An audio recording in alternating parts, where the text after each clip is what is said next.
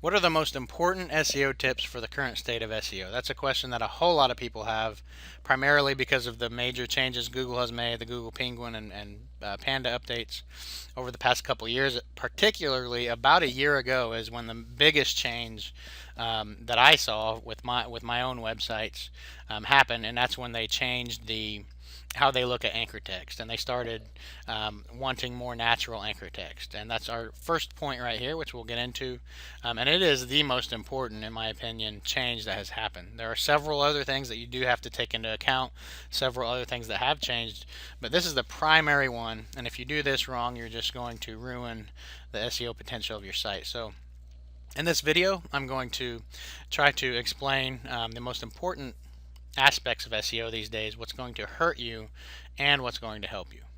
All right, so as you can see here, natural anchor text and distribution, links from diverse trusted sites, on-page factors that are important, and frequent updates and regular promotion. So that's what we're going to go over that at the highest level in this video. So the first point is natural anchor text and distribution.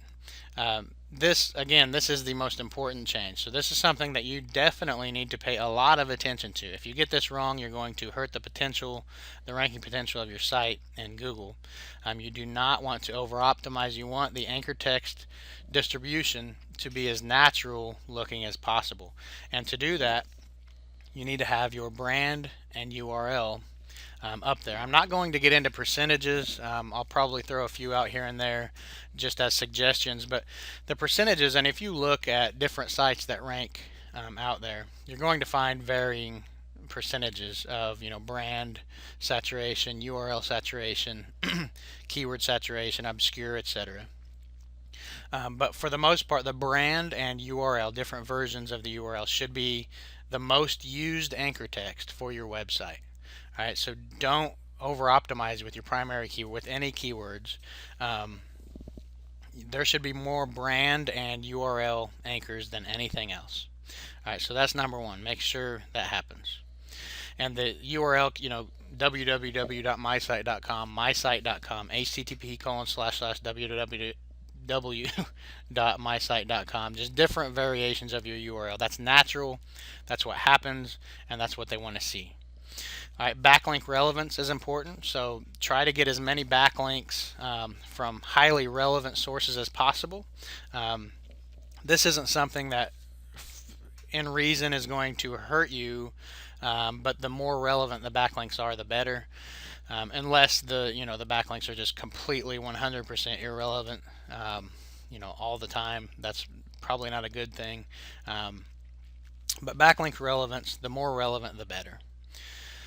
Do not overuse the keywords, and this is the primary thing right here. Previous to about a year or so ago, I don't remember the exact date, you could use your primary keywords 90% of the time, and you could rank for that keyword. I mean, that's how you did it. You just got a whole lot of backlinks using whatever keywords you want to rank for, and you could rank for just about any low to moderate competition keyword. Can't do it anymore. Don't do it anymore. You will almost never rank for your keywords if you do that. So the keywords you want to rank for should be a low percentage. Less than 10% most of the time. If you use EMDs, and I'll go ahead and get into that here, skip down to that, EMDs can use the URL keyword more. We have seen that, and it's because it kind of ties into the brand. So if you have a keyword as the EMD, and EMD is an exact match domain, so dogtrainingtips.com is an EMD for dog training tips. So if you were trying to rank for dog training tips and you owned dogtrainingtips.com, you could get away with using dog training tips as your anchor text a little more, maybe up to 10% or so. And again, there's no exact percentages. I definitely would not want to go much higher than 10% even with an EMD. But you can get away with that. We have seen that. That is true. But do not overuse your keywords. Use whatever the keywords are that you want to rank for. Definitely get them in there, but it should be a single-digit percentage. And your brand and URL needs to be much higher, the percentage. Use variations of your keywords, and don't be afraid of the low search volume keywords. Even if the Google Planner keyword tool says that your keyword, that the keywords only have 50 monthly searches, you can rank for 5 or 10 different keywords on one page just by including them in the page, and it being relevant to the keyword. So use different variations, and getting just a handful of backlinks using those low search volume phrases in there, and that's going to associate a whole range of keywords with that page or the root of that website. So use variations, and then your primary keywords, which are usually your keywords with the highest search volume, the hardest ones to rank for. Use those in the anchor text from your most powerful backlinks. So the highest quality backlinks that you can get are usually going to be a small number. So for those small number of backlinks, which are more powerful, those are the ones you want to use your primary keywords in, your most competitive keywords, the hardest ones that are going to be ranked for. To get rankings for. So use your keywords in those powerful backlinks. If you have high PR backlinks, whatever you have, wherever they're coming from, use it in those. That way, that primary keyword is still only used a couple times, but the couple times that it is used, it's getting a lot of authority going through that, which associates it with that, and which will help you rank for that. Alright, so links from diverse trusted sites. Stay away from low quality sites. Now, it's very important to understand what a low quality site is. And this is one of the things that the disinformation out there, the people who are doing these old tactics that don't work anymore, and then telling everyone, well, it's all because of the low quality, it's all because of the social bookmarks and stuff. So they just equate social bookmarks, article directories, etc., with low quality sites, and that is not the case. There are a lot of low quality social bookmarking sites and article directory sites and web directory sites, etc., forum profiles, etc. There are low quality sites out there, and you do want to stay away from them. But a type of a site does not tell you the quality. There are all kinds of very high quality social bookmarking sites and article directory sites, Easing Articles, Reddit, Stumble Upon. These are sites that are high quality, and there are a lot more than that. Those are just the top few off the top of my head. There are a lot of them out there, and these help you get ranked. I mean, sites that get into these sites, that get submitted to these sites, that's a trust ranking signal for Google. So get your sites into them. Be careful which ones they go into. But get your sites into them. Don't be afraid to get backlinks from these manual, these easy backlink sources. Just make sure they're not low quality backlinks. So how do you know, which ones are low quality? The root PR is a good way to filter, but it is not the only way to filter. So if you just want to not get too deep into it, you're going to get rid of some sites that could have been quality. But it's a pretty effective way to make sure that you're only submitting to good sites. Is just get rid of all backlink sources that do not have PageRank, and that's Google Toolbar PageRank. It's not the most perfect picture of authority, but in general, if Google has a problem with a site, it's not going to have any PageRank. It's not going to give it any Toolbar PageRank. So if you're only submitting to sites that have a root PageRank of at least one, then for the most part, you're going to stay away from those low quality sites that will hurt you. And the root PR is the home page. So, reddit.com is the root. See what the page rank of that is. It's high. If you get your list of whatever the sites you want to submit to, and then you just filter out all of them that don't have PageRank. Now there are other ways to look at that. Just going to the website, seeing the popularity of it, seeing the professionalism of it. Is it just a plain basic thin site, then okay, you probably shouldn't submit to it. Does it have a whole lot of social media activity, etc. So those are things that will tell you whether it's a legitimate site or not. And obviously, if you can tell that there's a whole lot of activity, if it gets a lot of traffic, maybe there's comments on something, whatever, then that will be a good indicator that it's a good quality site that you should, get a link from. Um, a lot of that is just, the eye of the beholder. You can get, a deep analysis, look at the backlinks and everything else, but for the most part, that's not really necessary. So just looking at the root PR is a good way to do that. Easy backlink sources like article directories or social bookmarking sites are still valuable, getting low to moderate competition keywords ranked. So we just talked about that. And then social signals are not a ranking signal, and that's a big misconception. A lot of people believe that they are a ranking signal. They are not. They are, in many cases, related. If a site gets high rankings, then it's probably going to have, depending on the niche and the demographics and a few things, but a lot of times it will have a lot of social activity. But Matt Cutts has come out a few times and just straight said that social signals are not a ranking signal in Google. In the past, there's been some confusion on it. He said that he kind of hinted towards they were a ranking signal in the past a few years ago.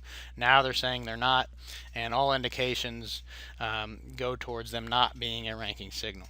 That doesn't mean that you should not be doing any social media. Social media can very well help because they can invite natural backlinks. That happens a lot these days. So social media is a good thing. Facebook is good, Twitter, whatever you're doing. If you feel like you need to do it, then do it. Social media is a good thing, definitely. Can drive traffic, a lot of traffic, and can invite backlinks. So social media is a good thing to do because you can get those natural backlinks from it. But don't spend your SEO budget on trying to get social signals if they aren't good, quality social quality, where you're going to actually get traffic and, have the potential to getting natural backlinks. All right. So on-page factors are still important. They're very important. There's a few things that are very important. So targeting the keywords, targeted keywords should appear in the content, and the primary keywords should appear in the title. So you want to try to target various phrases, and that's the second point here, target various phrases per page. Don't just target one keyword on each page. You want to target one primary keyword, absolutely, and that primary keyword should be in the title, and that should be a keyword that gets a decent amount of monthly searches. It all depends on what your plan is, what you're targeting, etc. Just a kind of a general rule of thumb. I try to go somewhere in the 800 plus monthly searches range per internal page, but that's just kind of a random number. And that should be in your title. So you want that to be in your title tag, preferably in the front of the title, and then you want your brand in there. You want it to be natural, not just the keyword. You want to have a little bit more in there to entice the user to click, and just for a more natural appearance. And then you want to get some variations of that primary keyword on the page, so you can rank for, you could be ranking for 5 or 10 different variations of that phrase that get a smaller number of searches per month, but result in them piling up and equaling a decent amount of searches. So you want to do that and make sure that you get those keywords on the page. So if you want to rank for red widgets and the word or the phrase red widgets doesn't even appear on your page, that's going to be much harder to get that page to rank for red widgets. So make sure the keywords that you want to rank for, the primary and the variations, appear on the page. In the actual content of the page. Don't overdo it. Make sure it sounds natural. You definitely don't want to have every other word with a keyword. Per 500 words, my general rule of thumb is 1 or 2 instances of each keyword per keyword. So don't overdo it. But make sure the keywords are on there. Don't over optimize. Don't have, if you're targeting red widgets, you don't want to have, the subheading of your, in your sidebar, red widgets, and then, you have the word red widgets 5 times in your article, and then you have red widgets in the title of the, of the article, and then you have red widgets in the title of the page, and then you have red widgets in the alt tag of the images. So you don't want to over optimize. It's natural to have variations of a keyword. So if this page is about red widgets, it's natural to have, and red widgets might not be the best example. Let's say dog treats. If dog treats is what you're targeting on the page, then it's natural to have puppy treats. Natural puppy treats, affordable puppy. Just affordable puppy snacks. Different variations of that keyword is natural. So you don't want to eliminate all the variations and target only one specific keyword, because that is artificial looking, and in many cases that will hurt you. So use variations of your keywords on your pages. Not only is it going to keep your page from being seen as artificial to Google, but it's going to help you to rank for these different variations of the keywords. And I always like to do a little keyword research for those phrases and try to get phrases that actually have a little bit of search volume. So if I am going to rank for these phrases, I'm at least going to get a little bit of search volume from that, and again, that can add up. The definition of quality content depends on the judge of it. So Google cannot and does not manually view every page on the internet. And that's another big thing that a lot of people don't understand. They think that Google, they have manual reviewers, so if my articles aren't just awesome, then they're never going to rank. That's not true. There are millions of pages out there on the internet, and Google absolutely does not and cannot review every single one of them with a human. In most cases, your content is never going to be seen by a Google reviewer. That doesn't mean just go out and throw slop content out there. The better your content is, the quality of it, the better. The better chances you're going to have of natural backlinks coming in, and the better that the content is going to convert into whatever you want it to convert into, an ad click or whatever. So quality content does matter. It is important. It is good, but don't think that you can't get a page ranked unless you have handwritten, perfect content that's going to just blow someone's mind. You can have content out there. The content doesn't even have to be 100% unique. You want your content to be unique. You don't want it to be copied. Definitely, if your site's full of copied content, if it's completely copied, you're not going to rank at all, most likely. But you can have, a certain percentage of your articles can be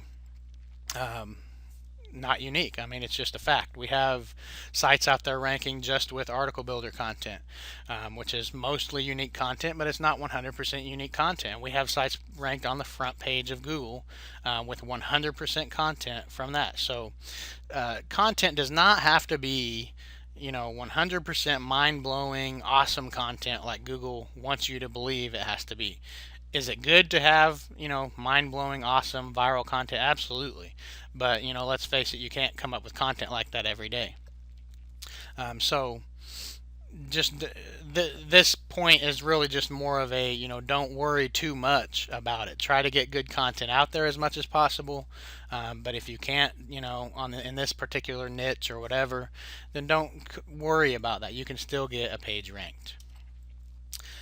Frequent updates and regular promotion. Update every week or so with new content. That's my general rule of thumb. And again, that's kind of a broad suggestion. There are sites that rank that haven't been updated for months. It does look like it's looked at much more these days that a page, that a site needs to be updated fairly regularly to hold a ranking, especially if it's a good keyword, a keyword with a lot of search volume, with a lot of competition. So it is a sign of legitimacy. But another thing is, the more content you have, the more potential rankings you have. So you want to keep producing content. The more content you have, the more rankings.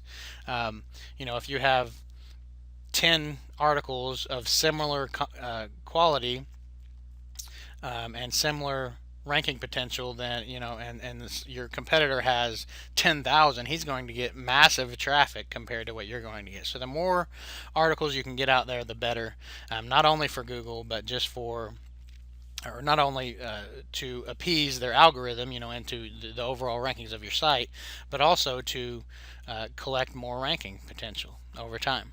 And then continue to obtain backlinks each month. It shows gradual growth of the site. Can you go without building backlinks for a month or two and still obtain rankings? Sure, you can.